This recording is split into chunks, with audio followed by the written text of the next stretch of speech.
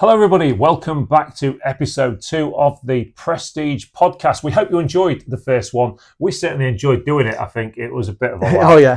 And as you can see, completely unscripted. What we're doing with these is we don't script anything when it comes to doing these podcasts. So when Chris actually took the sip of the Carlin last week, well, I had no idea he had done that. And so I did actually notice afterwards that when we came back that you actually tried to stitch me up.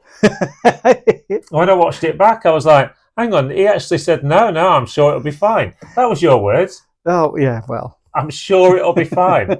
When your words was, oh no, that's absolutely disgusting. But do you know what? But I'm still here. He's still here. He didn't end up in A&E, which I think is pretty damn good. Yeah, but look. It made my hair grow back. It's made your hair grow back. I tell you what, some of the stuff that was floating around in there, mate, I'm surprised it didn't end you completely, to be fair. But do you know what? I mean, one of the joys of doing house clearances and stuff is that some of the stuff that you find, and we find such amazing stuff. I mean, you've been working with us down here at Prestige long enough now and coming into the auctions for long enough to know that some of the stuff that we root out of houses is just... I've been on a few clearances as well. You have, of course, yeah. You've been on a few clearances, and you know, I mean, I know you came on the one at the schoolhouse out the other side of Louth, didn't you? Yes, yeah. Do you remember that one? How can you forget it? The one with the low divider. Yes, the one I nearly knocked. I pretty much did knock myself out on more than once, if I remember. Yeah, so old houses and stuff like that, but. Anyway, so of course, the podcast, number one, we had a great response to it, thanks to everybody out there in YouTube land. And we enjoyed doing it. And of course, the way forward for us now is we are just doing this a little bit off the cuff at the minute because we really don't want to script anything. We want to just keep it natural and just talking about the auctions, but we don't want to make it boring for you. So we have got a few ideas of a few things that we're going to do. So, what did you think to Saturday's auction? Just out of... As a buyer, fantastic. Yeah, did you buy so much good stuff this week? What did you get? I got a load of British Rail. British Rail, the mouse. I got mouse case. The mouse case. Let me just explain. So the mouse case was basically a big case in the auction, which you could see a mouse had been living in there. Yeah, it's not like a 1970s suitcase, wasn't it? Was it a 1970s mouse? Yeah. Do you think? Do you think it had like long hair and that? Big tash. Mohican. So what was in this case, and how much did you pay for it? £3. £3 plus commission. £3.54. Yeah. £3.54 with commission, and what was in it? 4 BR scarves. Wow. Still in the packets, brand new. A little bit of mouse stuff on top. Soon disappeared. Of course, the good people on eBay and that don't need to know about the No, they don't know that now. And there was a couple of Central Trains coats, 1970s. Yeah, but which is absolutely fantastic because you've now got all this stuff in your possession, and let's go back to the crux of it. So you know, we put in the title of this podcast every week, or going to be putting in the title about prestige auctions and reselling. Okay, and of course, even though I'm the auctioneer and you work at the auction, we are both resellers. We still both love to buy, and you've bought a suitcase full of goodies, really, at £3.54. Yeah. £3.54, everybody. Right, that is less than the price of a decent cup of coffee these days. £3.54, and come on, what do you reckon it's gonna net you? So far, I've a 65 back. You've had 65 back already. 65 back. It's Monday. Yeah, well... Sorry, I know this goes on a Friday, but it's filmed on a Monday. You've had 65 back 65 already? 65 back already. Yeah, I think there's 120 to 140 in retail in it. Wow. eBay and vintage stock. Well, I've got to say, I'm not as good. Obviously, I'm not as good as you.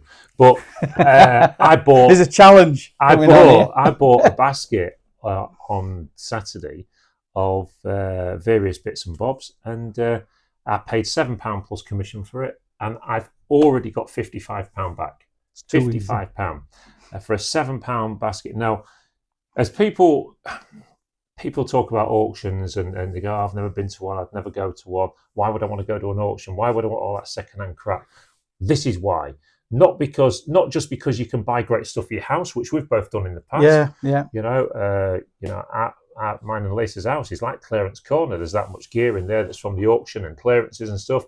But do you know what? To make that little bit of extra money, and we spoke last week about 10 quid becoming 500 quid, 500 quid becoming 5,000 quid, and then all of a sudden these things are what can make a big difference in your life.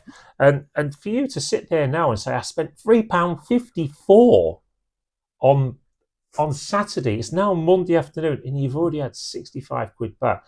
Well, if any of you that are watching in this that really don't need to do that, then that's great. I'm pleased you're wealthy. But to most people, that's significant, I think. It's a significant amount of money to want in your life, and let's be honest, for how much effort? I think the main thing on the suitcase itself was that it looked messy.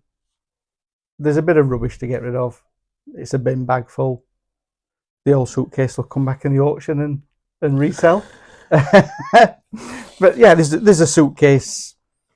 I said there's a bin bag full of rubbish. The rest of it it's all sellables. Wow. Yeah. I just love it. I mean, one of the things that we're going to be doing on the podcast is, we have got plans, everybody, by the way, to put a bigger table in here, sort of maybe with bar stools and stuff like that. And so when we're interviewing guests and things, which we are planning, there's some guests coming on soon, that me and Chris will all be sort of bantering stuff around the table and, why did you come to Prestige Auctions? And it's not just going to be that. We're also going to be talking about the town as well. Mustn't forget that. So, but no, I'm pleased. I think Saturday's auction was just. I thought it was great, to be honest. Yeah, there's some fantastic World War II stuff in it. Yeah, all that World War II stuff that got found in them boxes. Yeah. The flying hat, the boots, the boots, the paperwork, and everything. And you know what? And they were in good boxes of mixed assorted that people found, and that's the joy of the auction. The joy of a house clearance auction is finding them gems that sometimes do get missed because of the amount of volume of stuff that comes through the room. They did well in the room, but there's still an awful lot of good profit in them for whoever bought those. There were. It's just I love it. I just love it. I mean, even though I'm sat up there working, and you're obviously standing on the podium with me some Saturdays now, and watching, catching the atmosphere of the auction room. Now, listen, everybody, right? If you are new to this, that's not going to happen to all of you in every auction room, and I'll tell you for why. Because not every auction room is like this one, and I mean that sincerely. And I'm not trying to blow our own trumpets, but we make it really friendly, warm, and inviting here, and it's not always like that. And in some places that you go to, I particularly like the atmosphere in this room. I think it's a good laugh. We had a good laugh on Saturday, and we got the business done. We sold over. Well, we got through 1,300 lots. I think we had about 150 not sold, which is general clearance stuff. A lot of them get picked up after the sale, which is great. But it was a good day. And what about the mobility scooter at the end? That was amazing. £1,500. Yeah. I mean, but do you know what? It's still cheap. Yeah, because that's a £3,800 scooter. Yeah. If you was going out this week to spend £3,800 on a mobility scooter and you just pick one up for 1,500 quid, then you quit it. Yeah. You've saved a holiday, if you like. Yeah. And Kim enjoyed her purchases. What did she buy? Can you remind me? She bought a vase which was larger than herself. She did. And she mentioned that when we got home. The first thing when I got through the door, the first thing she mentioned was, Carl, stop mentioning how much bigger things are than I am. I don't know what was worse. The fact that because Chris's missus, Kim, she's not tall. I think that's the best way to put it. Would you say she's not tall? No, she's 4.5 foot, something like that. Oh dear. But Kim's lovely, but she just needs steps a lot, and not the group, and of course, she's difficult to see in the room. Yeah, I mean, she was a bit difficult to see in that room because it's only because she was in between furniture. But I don't know what was worse for you. Really, was the fact that I'd mentioned the size, or the fact that you laughed so much when I said it. I knew I was in trouble. And do you know what? But that's the thing, though. You know the banter that we have in this room, and you know it's all light-hearted banter. Everybody's got a and it's all a bit of fun, and that's why you should come to Prestige Auctions and get involved and watch the YouTube stuff, because I mean, believe me, you wait till the 1st of December. We've got a lot planned for this year. And there'll be some comedy going off in the room when we're doing the demolition. Yes, and of course, I mean, I'm going to be away for it, but we've got a lot of stuff going on in the building in a few weeks' time, and Chris is project managing it for us, and but Lois is also here with a camera, and so we're going to see that and keep everyone up to date with what's going on. But anyway, so to today's subject. Okay, so Chris doesn't really know what I'm going to chuck in as a subject on each of the podcasts. It's not beer, is it? It's not beer. No, it's an interesting subject, I think, this week. It's one that always divides opinion. Okay, I want to talk about TV shows to do with this industry. Right. Yeah. So I won't go. We'll go through them all individually in a minute, but we're gonna. I'm talking about the TV shows like Flog It, Antiques Road Trip, Yeah. Porn Stars, yeah, in America, in Vegas, Dickinson's Real Deal, and stuff like that. Now, I pick those ones for a reason, and that's because I've been involved with 3 of the filming in 3 of those. Yeah. So I know what kind of goes on, the ins and outs behind the scenes, and this is what always worries me. And the reason I so much like to do a fly on the wall documentary about Prestige, to keep it real, bit Ali G there, but I want to keep it real, is because I believe that all of these TV shows are just too stage managed. That when you see behind the scenes of them, of what they do, it kind of ruins it a little bit. I suppose it's almost like a little kid knowing that under that puppet theatre there's a guy with his hand up the backside of the puppet. You know what I mean? No. So when don't start talking about Christmas, because that's real. Yeah, Christmas is absolutely real. Yeah. But what I don't get is so right. Okay, so let's look at the first one. Right. Okay, so Flog It. Flog It is one of the. I think it's a BBC, I believe, and they go around different parts of the country, and people want to take. They want people to take stuff in, and then they have loads of people sat there, and then they'll pick somebody. It looks at random, but it's not. The researchers usually look first, from what I've seen. Now, I knew a chap that went to the one when it came to St James's Church at Grimsby, and he said, "Oh, I took some fantastic stuff down there," but they got it in the head that he was a dealer, so wouldn't film him. Right. Well, can a dealer not have interesting items that belong to him? So they just wanted a member of the public who have got no idea about the item. I believe so. I believe so. I mean, I'm only going on hearsay here from what somebody told me, but I just thought, well, you know, it's not. Why would you pick out? Surely you'd pick the most interesting items. Yeah, rather than the person selling it. Yeah. Than the person. It's almost like, you know, all the stories used to get about X Factor and all the like that. You know, they would. I don't know if it was true or not, but in the papers it would say, you know, they'd pick the person with the best sob story and all the rest. Yeah. Of it. Well, hang on, what's that got to do with how good you sing? It did turn into just a story. Maybe it makes it better telly. Maybe it does. But do you know what? Is it fair, really, on the other people? Maybe they know the dealers. Maybe there's a little bit of competition in there. So let's move on then to what do you think about Antiques Road Trip? I like it. You like it? I do, yeah. I like the cars. You like the cars? Yeah, I'm not bothered about anything else. So, is it the one where they sell it the wrong way around? Yeah, we're going to come on to that. We're definitely going to come on to that, because this we're going to be putting a bit of a challenge on today, and we'll come to that at the end, because Chris doesn't know anything about that yet. So I don't want him to sway me down that road yet. So Antiques Road Trip.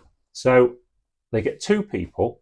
They usually do a lot of the celebrity ones as well, and they'll give them 100 quid or whatever it is. I don't know, 500 quid. I don't really watch it that much, so I have watched it. And they'll go, off you go and get in your classic car, vintage car, whatever it is there, and go off to certain places around the country, buy some items from antique centres, and then take them to the auction, and we'll see if we can make some money.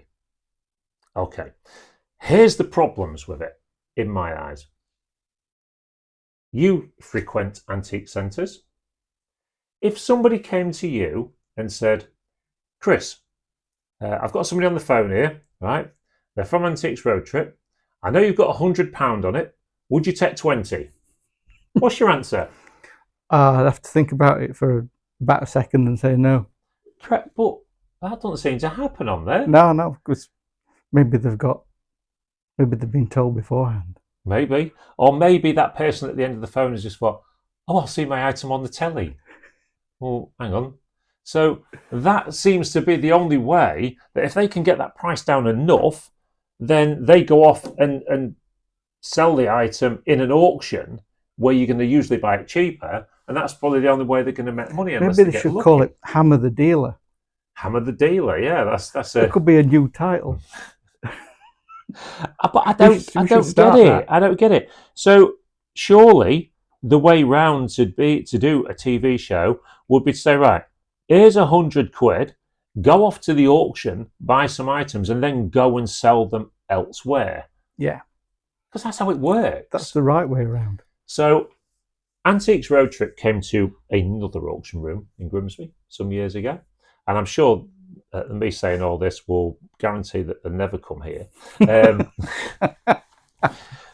But hey-ho. For the welcome, of course. Oh, they're more than welcome. Yeah, more than welcome. But ultimately, so Antiques Road Trip comes to the other auction room in the town.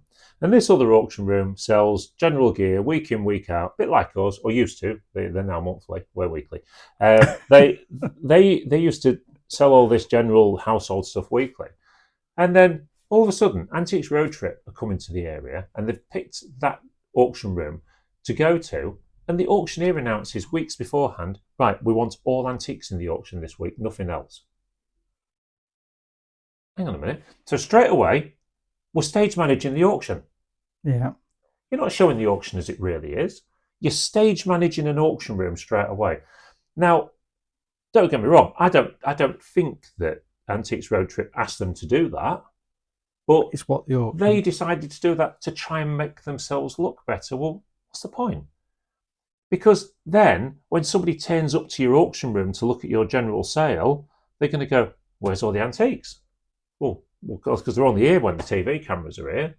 You know, and that's sort of stage managing it. But the thing that got me was that the auction room also highly publicised what items were theirs.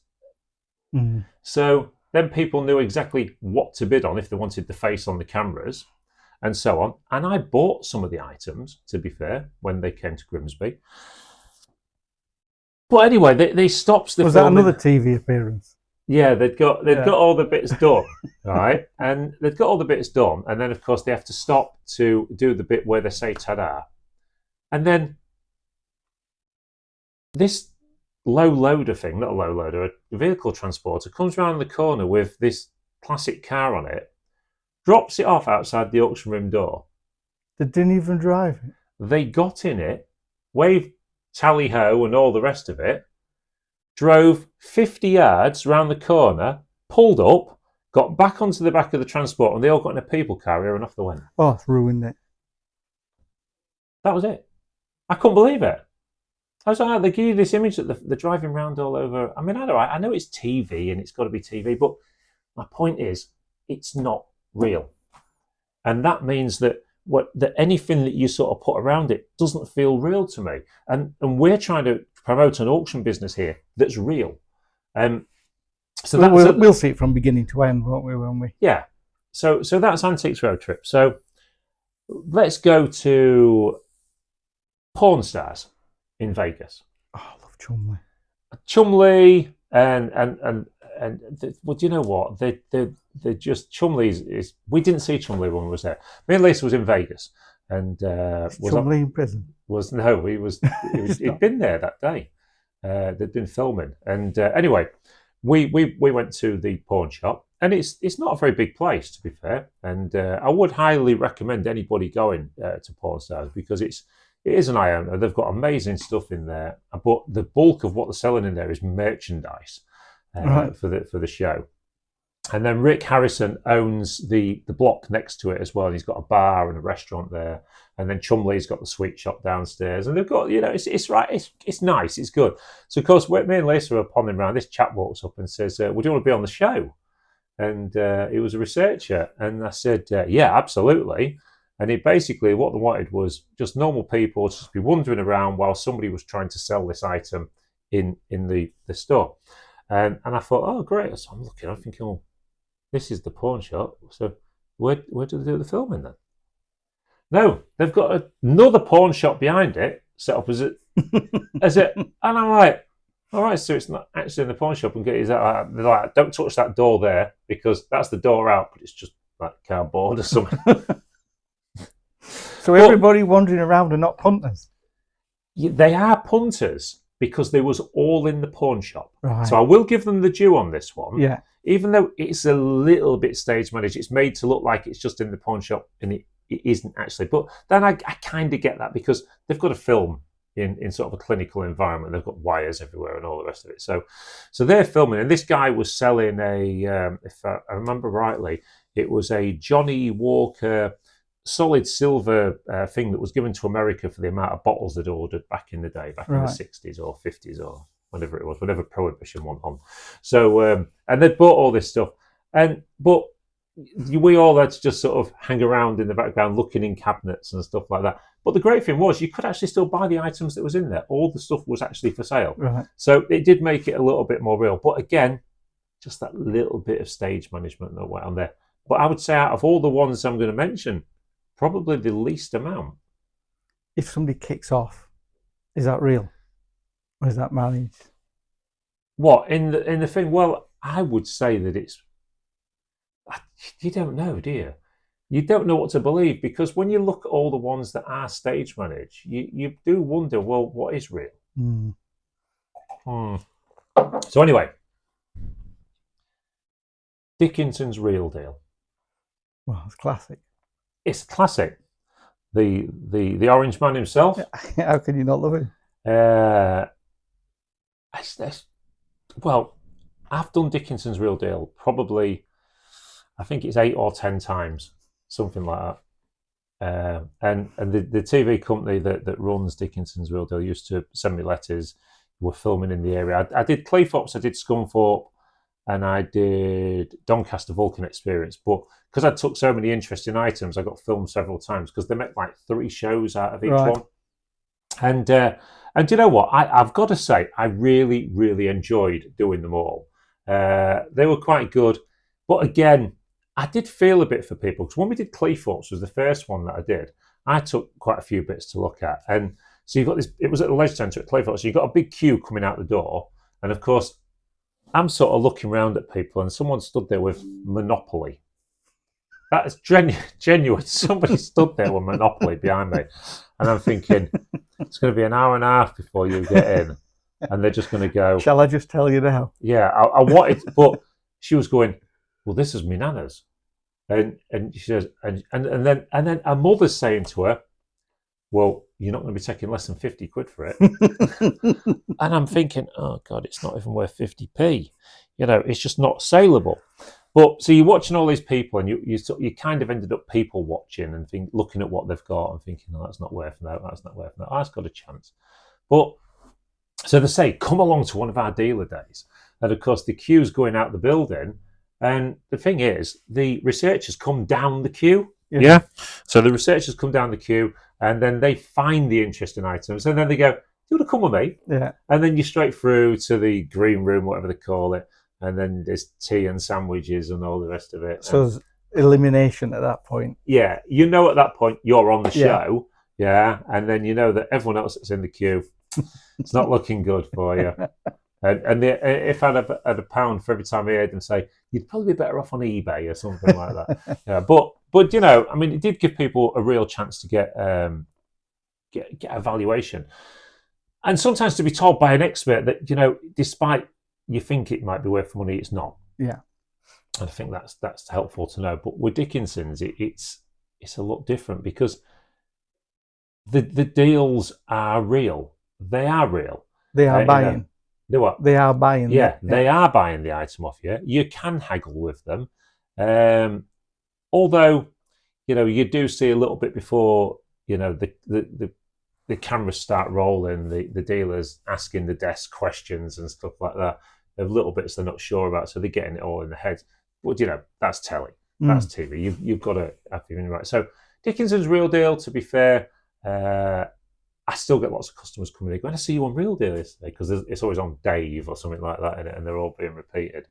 And I did enjoy doing them. And I would say, to be fair, for all the English ones in particular, I would say that is the most realistic. It is pretty much how you see it. Yeah.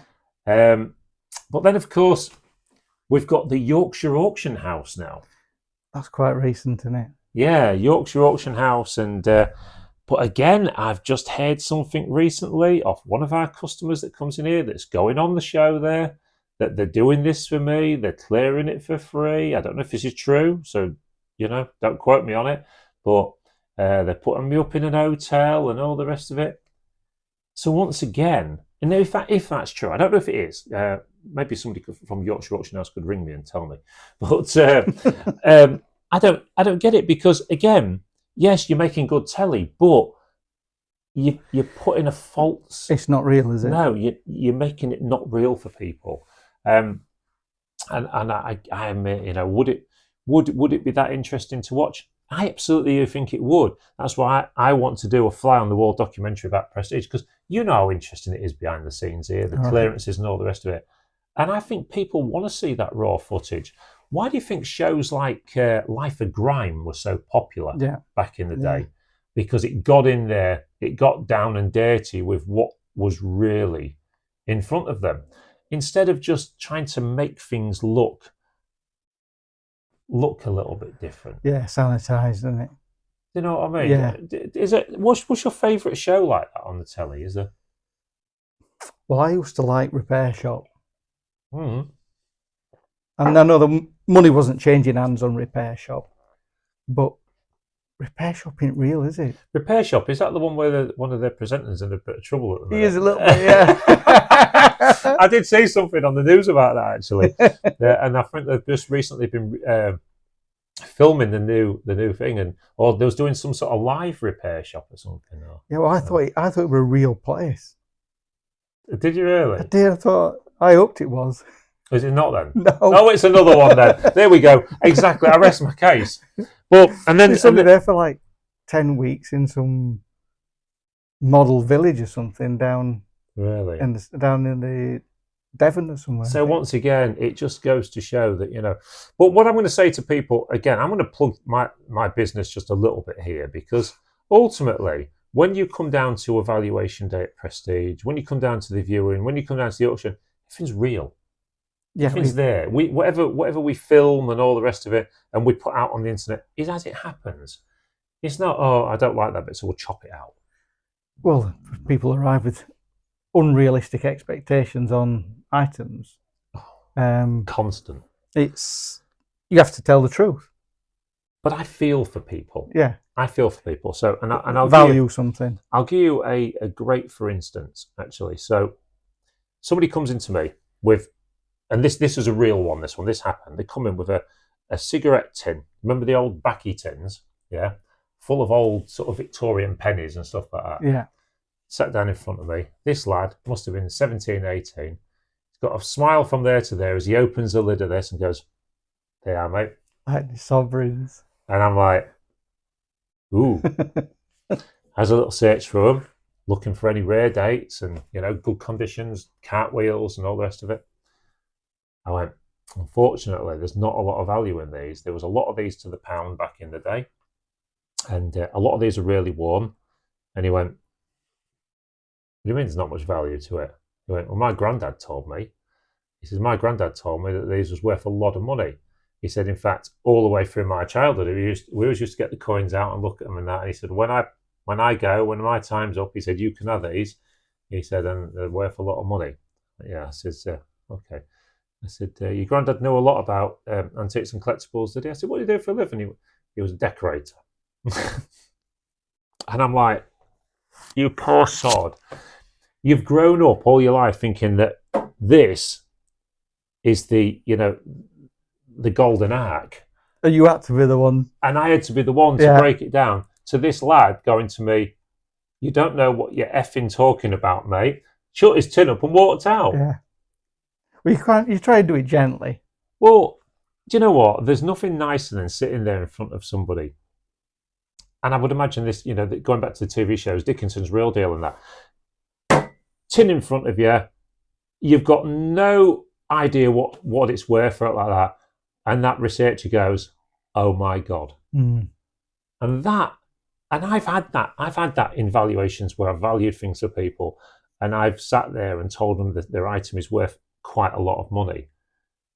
And they're like, wow. And that look of excitement in the face, because, it can be the difference. We don't know what people's financial positions are, do we? No, I mean, people fetch things in every week with just an average auction lot. Yeah. And then when they watch the auction, something makes 10 times what they think it's going to make.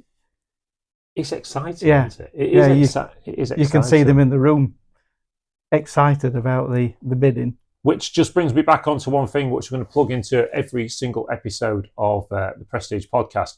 If you are thinking of sending your stuff off to one of these companies on the telly that says, send it off in a banana box and we'll make you an offer and all the rest of it, we're suggesting you don't do that. We're suggesting you send it to us at Prestige Auctions here. We'll do live box openings on this table here, and then you can watch the whole process from start to finish, from us opening the box, through it getting lotted up, through it getting tagged, going through the sneak peeks, and then it being sold all on YouTube on the Saturday. You get paid out the following week as well, and this gives you the real chance, because all the dealers and everybody else and all the privates and everything, they all come here. So ultimately, that is the better way to get the best value for your items. So if you are thinking of sending anything to us, the address is Prestige Auctions, 169 to 177 Cleethorpe Road, Grimsby, DN31 3AX. If you are sending valuables through the post, please use an insured carrier such as Special Delivery or Parcel Force as well. Would you send your things off to one of these companies? I've tried it. Any good? No. Oh, right. Sorry, I didn't know that. You've actually tried it, have you? I tried it once. A lot of EPNS and things in there, which were described as something that they were after. Yeah. But we're talking sub £20 as a quote that was given. Wow. Something that then went on and made 3-4 times that. In the auction. Yeah. Well, I had one. A lady had come in here and she bought some gold, and she said to me, "Look, I'm interested in selling this." She said, "I've sent it off to one of these companies, but I wasn't happy with what they offered me. I don't know which company it was she sent it to." She said, "So I asked for it back." She said, "Which they did. They sent it back, to be fair."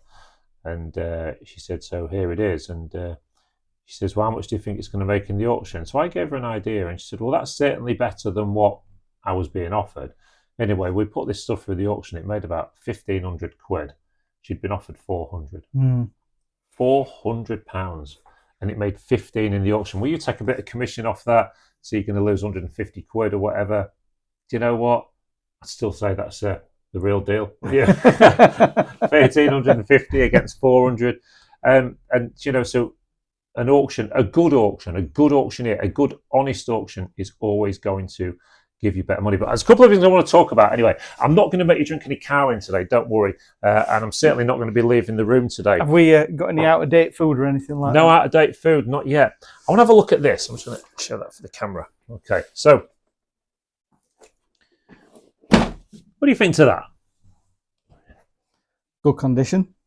Good condition. Look at that V-neck top there. Just show that up there. So these kids are what 70s children looked like Okay, this is the one. These were listening to Gary Glitter and stuff back in the day. Well, there you go. They're nice. But I got one of these when I was a kid, right? And do you know what I thought when I got given it? What, you've given me a Christmas present that I've got to build myself? A lump of metal. I hated it. But people love this stuff. But these are one of the sort of things that you could find in an attic, in a charity shop or whatever, that generally are in pretty good condition. If you look at this here, I don't know if you can see that on the camera, but you got all of these booklets and everything. Was you a Meccano player when you was a kid? I did have Meccano, yeah. Was you any good at it? Yeah, I quite enjoyed Meccano. Because I think it was. I don't know where that goes. I remember having a crane. I think Meccano was a bit of a skill, to be honest. I think if you got this one here, this is some sort of battery pack motor, isn't it? Yeah. I think this would have been quite a posh Meccano set, wouldn't it? Oh, look, there's the little motor. Look. So, did anyone out there have Meccano? Was it a thing that you had when you were kids? Was you any good at it? And this here is the reason I'm showing you this is in next week's specialist sale. So if you do want to get involved with that specialist sale, it is on easyliveauction.com now. So you'd look at these things here, and people put these into the auction, and these make a few quid mainly because of condition. You put a good pack of Meccano into the auction where it's just not in the box anymore. It won't make much money these days. Well, these ones here should do a few quid because if you just look at it, Chris, it's just so good, isn't it? In such good nick. Was that the crane that you made there? I made that crane when I was about 8 or 9, and I couldn't do it now. No, I think with all my life skills. Yeah, I think it's quite an interesting old toy, this one, really. But look at this, and some of the things that you used to get in the boxes years ago, all the safety instructions, and you always got a catalogue trying to sell you more junk, didn't you? Don't eat the batteries. Don't eat the batteries. No, I mean, probably in the 70s, they probably said, try it if you like. I mean, do you remember licking the 9-volt batteries? Oh God, yeah. Like that. Did you ever? I tell you what, we'll do that one way. We'll bring some batteries on. I don't think YouTube will like that too much. Carl and Chris eating batteries. But there was another thing I wanted to show you actually this week, which I found, which I thought was quite interesting. And I just want to say to everybody as well out there, I will be looking this week at all the people that said they would like one of the cans of Carling. Now, I know there was certainly more than 3, so we're going to be doing a draw for that this week. And what I'll tend to do is I'll do the draw live on a little video so you can see that it was all done fairly and that the name's coming out. I didn't get a chance to do it for today, but we will get it done. Somebody had a good description of one of those cans. Do what, sorry? Somebody had a really good description of the contents of one of them cans. What was it? Something to do with the yeast infection. Oh, yes. Yeah. Somebody actually put, I believe her name was Jenny, actually. I might know her. You might know her, yeah. And he said, "Can I have a kind of yeast infection, please?" Which I thought was really funny. What do you see if you was to see that, for you at home as well, if you was to see that there, what would you think? What would you look at if you saw that? I'd go straight to that one. Okay. Just because of age.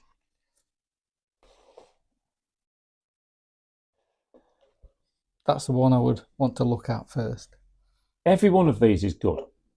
Okay, so many people see these. This is a bit of the reselling thing now. So if you ever see things like this on boot sales, whatever, not modern ones, but these older ones. So this is an old watch box, velvet lined on the inside, shows a bit of quality. This one here, look at the quality of that, all bound properly. Really nice, inner papers, all the rest of it. Velvet lined again. Velvet lined is usually a good sign. And then this one here, look at that one there. How nice is that? G. Hewitt's and Son, Grimsby. I mean, look, you wouldn't have that like that these days. When you listen to that, just really nice. A lot of them have got individual jewelers' names, haven't they, inside? Yeah, and this one here was made to look like a walnut finish. And this one is Nid and Son, Grimsby. Okay, so there you go. The thing is, so many of these, when people clear properties out and that, get discarded. just chucked away. Oh, they'll go like that. No ring in the bin. £20 to £30. Yeah. £10 to £20. £20. £20. Empty boxes. £100 there. Yeah. In something that would have probably gone in the bin. Why would you chuck it away? We get these regularly. Yeah. Yeah. Often in the auction room, often in boxes from house clearances. So tip of the week, if you see these sort of things, the better quality ones, don't chuck them away. I've seen one sell, which was a little treasure chest one with pearls round the top of it. I sold that sell in another auction for £600. £600. Well, these watch boxes are in demand at the minute. Yeah, and the thing is, lots of old-fashioned things are in demand. Okay, so here we go. Do you know what these are? Don't see them that regular. What is it? Regular £20 note. A £20 note. No King Charles. That's going in front of you. No King Charles. No King Charles. No, we're still on Queenie. And that one's going in front of me. And we're going to have a challenge this week. Okay. Do I not have to put my own in? You what? Do I not have to put my own in? Well, it's up to you. If you want to gamble I your haven't own got money, it. if you want to gamble your own money, you can, or you can gamble mine. I'll gamble yours. You'll gamble mine. Right, okay. Well, that means that if you make any profit, it's mine. Oh, here we go. What do you reckon? Right, first one. I'll use yours. What we're going to do here this week, we're going to try and prove a point to you. So this week, me and Chris are going to have £20 each, and we are going to spend that £20 in this week's auction at Prestige. Okay, you can buy whatever you like. Okay, Is that including commission? Including commission. Yeah, right, because like we said in last week's film, we don't do commission deals for anybody. Yeah. So ultimately, even a challenge. So I'm going to gamble 20. I know you're good at what you do, so I'm not too worried about my 20 quid. Okay. Okay. So we're going to spend £20 each at this week's auction. Now that can be one item, several boxes of items, but £20 is your absolute maximum you can spend. Yeah. Okay. And then what we're going to do is on next week's live film, we're going to show what we bought. Okay. Yeah. And then we're going to try and sell it. Now, you can sell it however you want. You can sell it to friends. No, that would be unfair. Yeah. We've got to have documents. Yeah. You can sell it on Vinted. You can sell it on Etsy. You can sell it on eBay. Yeah. Yeah. Should we stick it to those three? Yeah. Or should we just say Vinted and eBay? Vinted, eBay. Yeah, because it's open to anybody then, isn't it? So Vinted and eBay. So I'm going to challenge you this week, Mr. Mitchell, that I can turn my £20 into more than what you can turn yours into. Oh, well, I would say I can turn my £20 into more than yours. Deal. Let's do it. And this is going to be an interesting one for you guys to follow because it's only £20. It's not a lot of money. We won't cheat. We're not going to stage manage anything. We've already been through that. We're going to take that £20. We're going to try and turn it into more money. But then another week, what we're going to do is we're going to take £20 each and go to an antique centre. We'll go to Hemswell. Okay. And we'll take £20 there and see if we can spend that and sell the stuff in the auction room and make a profit. Right. I don't think we can. I think we've got much more chance of making money this way, which is why I believe that most of the shows on telly are the wrong way around. They are. So ultimately, we've got a challenge on this week and we are going to try and make some money. Now, of course, anybody else that wants to get involved with this, come down to Prestige this week. Spend your 20 quid, try and sell the stuff, and let us know how you get on. Me and Chris are going head to head on this one. But do you really think you can beat me?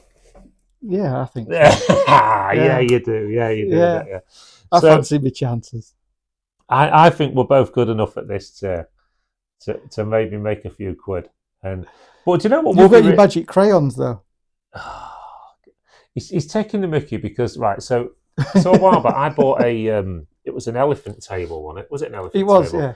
And then when I bought it, he pointed out to me afterwards, because I didn't look properly, one of the tusks were not right. So I got my Dremel out, right, and I reshaped the elephant's jawline, and then got some felt tip pens and coloured them in brown. Was it brown? It was, wasn't it? It was the elephant's tongue. It was the elephant's tongue, wasn't it? Yeah. Its tongue was hanging out, and in the end, it was like. Oh. So, did I sell it, Chris?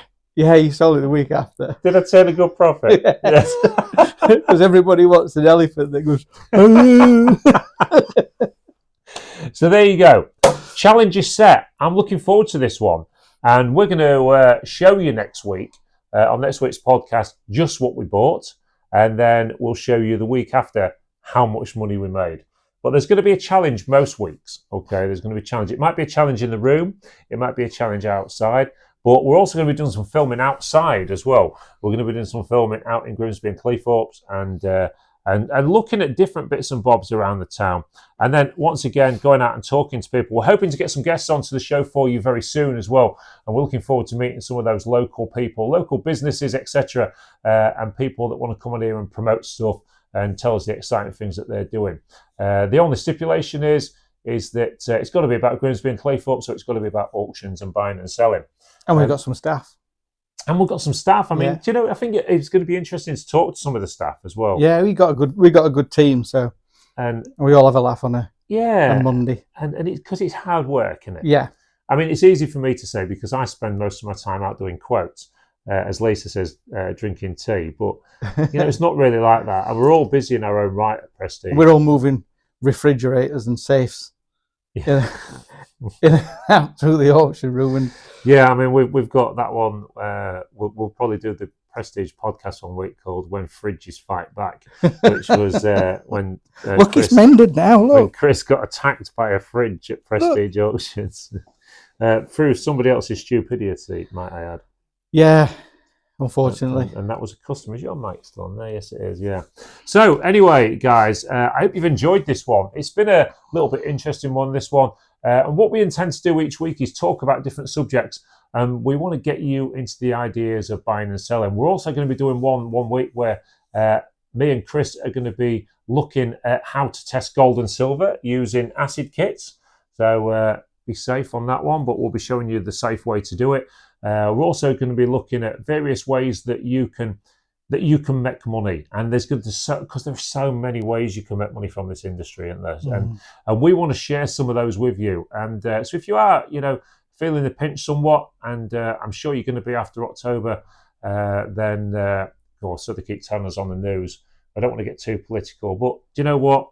There are ways to combat it, and the ways to combat it is to get one step ahead of them. Make yourself some extra money. Don't just think this is my lot. I work 9 to 5, and I've never got any money. We're going to teach you lots of ways to earn extra cash from the auction. And Chris here, although he'll be a little bit coy about it, Chris is actually very good at taking things from the auction and doing them up and making them look better and upcycling them and all the rest of it. Yeah, I do. I work on a lot of things, don't I? Yeah, and do you know what? I'll give him his due. Maybe it would be a good idea if you could bring some examples in one way. I mean, I remember watching him putting some items out for sale that he'd taken a sewing machine from Prestige Auctions and you cut it in half and made some blocks in it and turned it into 2 bookends, and they looked absolutely fantastic. And you know what? And the upcycling side of things, I'm the first to admit it's not my cup of tea. But it comes around from buying something that's broken. Yeah. So how am I going to get out of this? Yeah, because you don't want to lose money. No. We never ever want to lose money, and this is just gambling, but in a different way. So I'll trust you with me 20 quid. It'd be nice to think I could get it back. What happens if you don't? Do I have to put some in? So what we're going to say? So if we make a profit out of our £20, what we're going to do with the profit? Some in-date beer. I had to have some gin that night to wash it down. Some gin, just to get rid of the yeast infection. Listen, everybody, thank you ever so much for watching Prestige Auctions and this Resellers podcast. We're going to be hoping to do lots more of these for you. We've got loads of great guests coming on the show for you very soon. Don't forget to keep in touch with everything that we're doing at Prestige Auctions on our YouTube channel. You can go on there and hit the subscribe button and the notification bell, and that will keep you in touch with everything that we're doing down here, whether it be a Monday sneak peek, which is going out tonight, That'll be Friday because you'll be watching this on Friday. And all the little videos we do, the live feeds and the rest of it. But don't forget, if you've got a load of valuables, you're watching this somewhere else in the country or even anywhere in Europe, all around the world, you want to send your items to Prestige Auctions and watch it all being sold live. We're going to sort that out right in front of you every single week. And I'm looking forward to that. It'd be good fun. Don't put us no nasty surprises in the auction. Till next week, thanks ever so much for watching. Say goodbye, Chris. Goodbye, Chris. And we'll speak to you all very soon. Cool. That's good.